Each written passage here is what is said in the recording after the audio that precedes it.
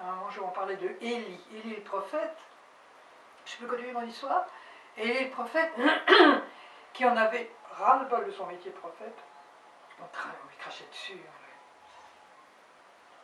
Il s'est endormi sous un genévrier, il a dit au Seigneur, fini la chanson pour moi. Et un ange est venu, vous ne connaissez pas l'histoire, c'est dans le livre des Juges.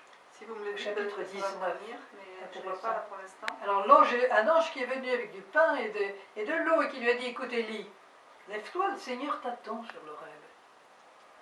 Alors Élie a bu et mangé, s'est endormi, il a fallu que je revienne, la chanson, vous connaissez l'histoire, 40 jours, 40 nuits, Élie monte, et il y a un coup de tonnerre qui ébranle les rochers. Je ne crois pas que vous connaissez jusqu'à la fin, vous allez voir.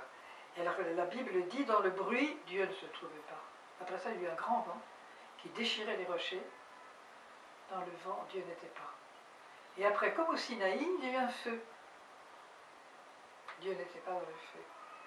Alors, dans votre Bible, pour aller plus vite, il est écrit, il y eut le bruit, le murmure d'une brise légère. Et en hébreu, il n'y a ni murmure, ni brise. Il y a quelque chose d'extraordinaire. Et je me demande pourquoi on ne traduit pas littéralement. Il est écrit « Az kol de mama daka ». De mama, c'est comme d'Omiya. Il y eut alors la voix d'un silence léger. Le silence qui parle. Ça, c'est extraordinaire. Et le prophète s'est couvert le visage de son manteau. Il a senti qu'il était en présence de Dieu. Là, c'est extraordinaire. Et Doumiya, autre chose qui est très beau, c'est que Doumiya contient 2 syllabes. Doum, qui veut dire repos, calme, et Ya, qui est un des noms qu'on donne à Dieu. Doumiya. Et Bruno disait, c'est la langue qui est commune à tout le monde. C'est le silence.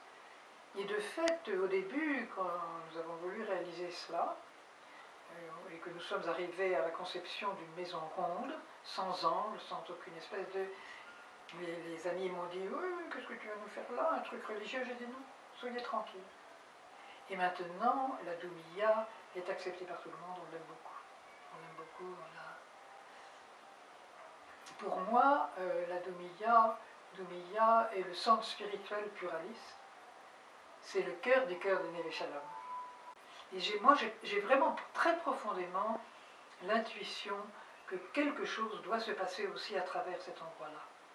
Il peut y avoir là des réunions, des rencontres, nous verrons. Dans une dimension qui est tout de même brise tous ces tabous religieux ou autres, tout à fait autre chose. Tout homme a une dimension spirituelle.